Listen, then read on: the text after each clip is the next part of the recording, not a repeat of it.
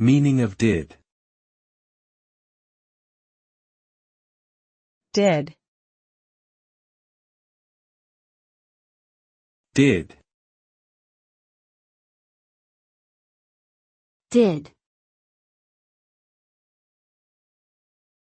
Did. The word did is the past tense of the verb do.